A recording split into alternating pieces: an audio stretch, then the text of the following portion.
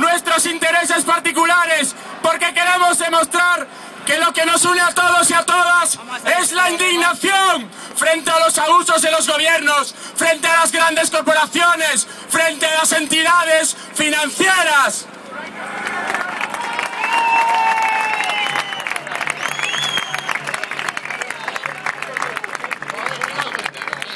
Da igual que seas ateo o religioso, da igual que seas de izquierdas, de derechas o apolítico, por los 5 millones de parados y ese 40% de jóvenes desempleados, por todos los afectados por hipotecas abusivas, por nuestros servicios públicos que se van marchitando, afectando a necesidades básicas como la educación, la vivienda o la sanidad. Jamás será vencido, el pueblo unido, jamás será vencido, el pueblo unido, jamás será vencido. Gracias, Chema, gracias, José Luis, gracias, Edu. Ahora, José Luis San Pedro, doctor en Economía y gran humanista, a quien saludamos desde aquí y deseamos una pronta recuperación, ha querido enviarnos unas palabras de ánimo.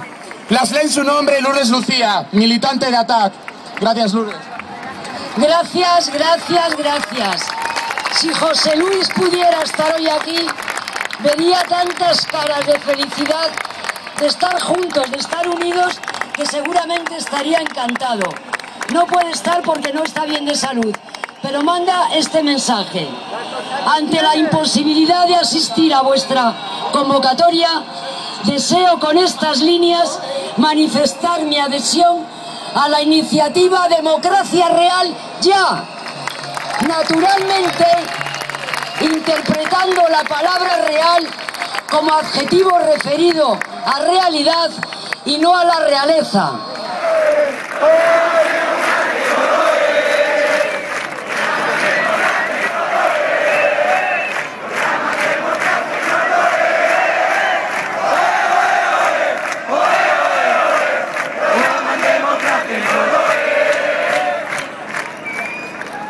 Queremos una democracia con participación directa ciudadana y una reforma justa de la ley electoral. Queremos una democracia gobernada por leyes que expresen la voluntad general. Queremos una democracia que muestre tolerancia cero contra la corrupción.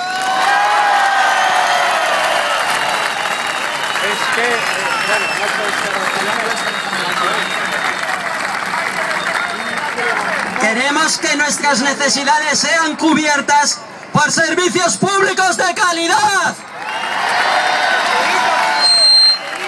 Y sobre todo, queremos una democracia que no esté condicionada y recortada por un neoliberalismo desenfrenado, deshumanizador y destructivo.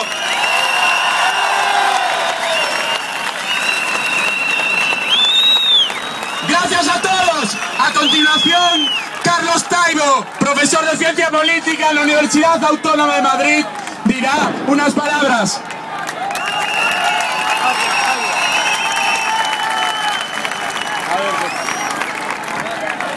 Quienes estamos aquí, a buen seguro, somos personas muy diferentes. Tenemos en la cabeza ideales y proyectos muy distintos. Han conseguido, sin embargo, que nos pongamos de acuerdo en un puñado de ideas. ¿Cuál es la primera? La llaman democracia y no lo es. Las grandes instituciones del Estado, los grandes partidos, han demostrado su visible capacidad para funcionar al margen del ruido molesto de la población. Esos dos grandes partidos, en singular, escenifican todos los días una aparente confrontación ideológica que esconde que por detrás están de acuerdo en todo lo importante. Y entre las cosas en las que están de acuerdo está la de acoger en sus filas a personas de muy dudosa moralidad. No es difícil saber qué es lo que hay en la trastienda. Formidables corporaciones económico-financieras que dictan la mayoría de las reglas del juego.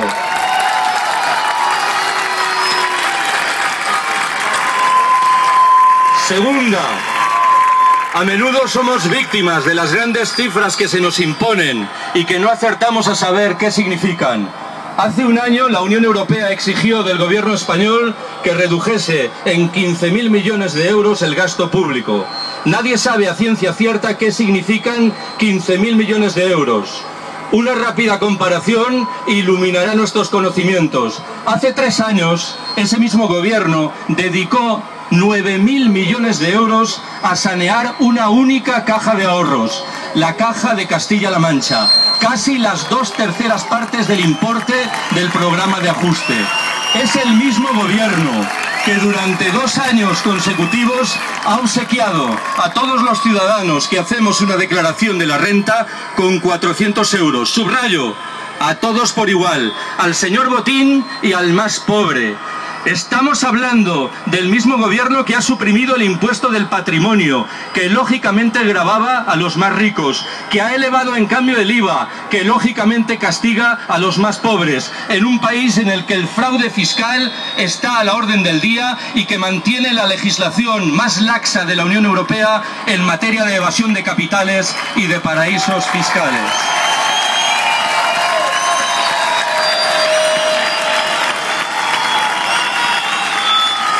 Tercera, nuestros dirigentes políticos, nuestros economistas y estos sindicalistas de comisiones y UGT que están dispuestos a firmar lo infirmable,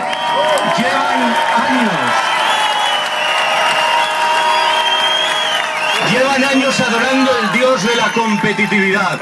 Cualquier persona con 2 dedos de cabeza sabe en qué se han traducido entre nosotros las ganancias en materia de competitividad. Para la mayoría se han traducido en salarios cada vez más bajos, jornadas laborales cada vez más prolongadas, derechos sociales que retroceden, precariedad por todas partes.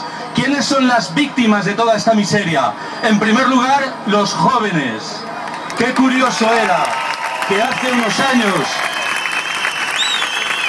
utilizásemos el término mileuristas para retratar una realidad tétrica. Hoy empezamos a hablar de 500 euristas y pasado mañana, las cosas como van, hablaremos de 300 euristas.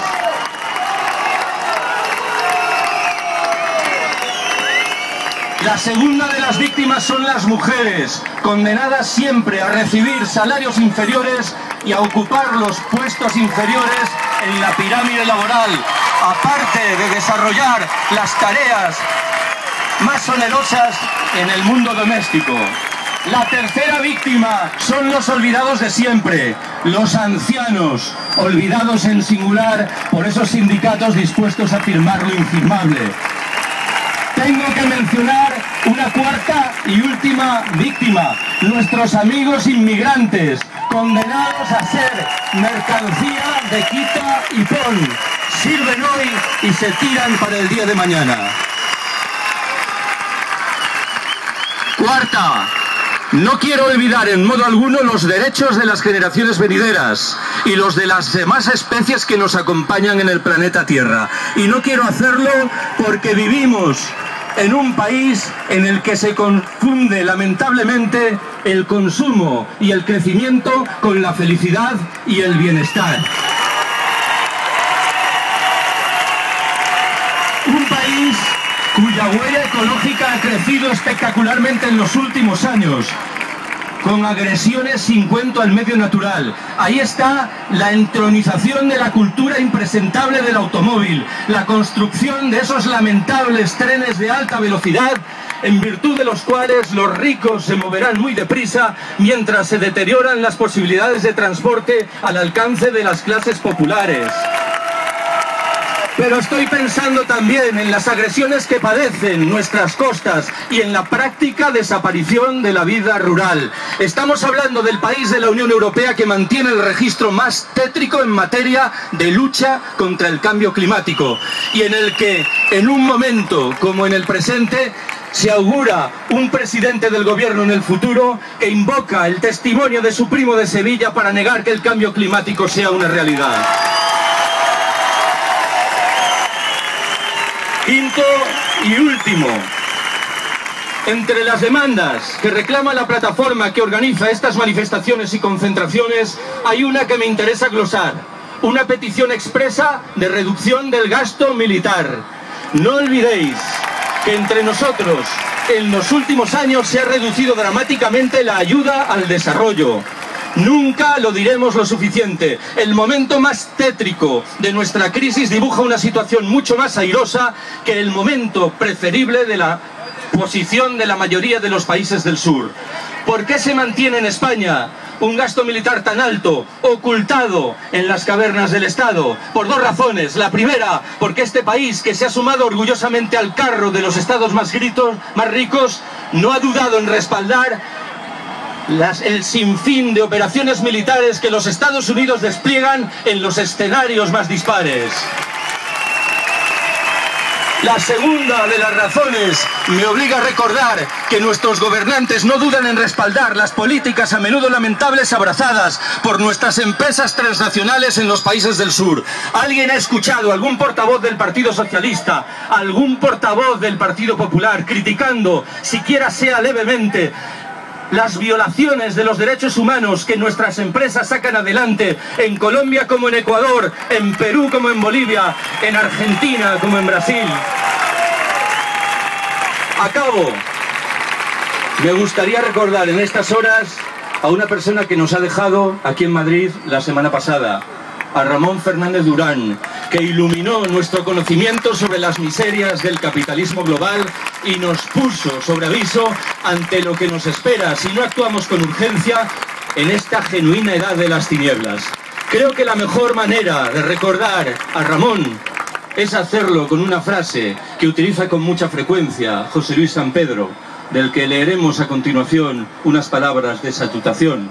Es una frase de Martin Luther King, el principal muñidor del movimiento por los derechos civiles en los Estados Unidos de medio siglo atrás.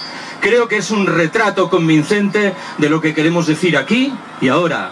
Dice así: cuando reflexionemos sobre nuestro siglo, lo que nos parecerá más grave no serán las fechorías de los malvados, sino el escandaloso silencio de las buenas personas. Gracias por haberme escuchado.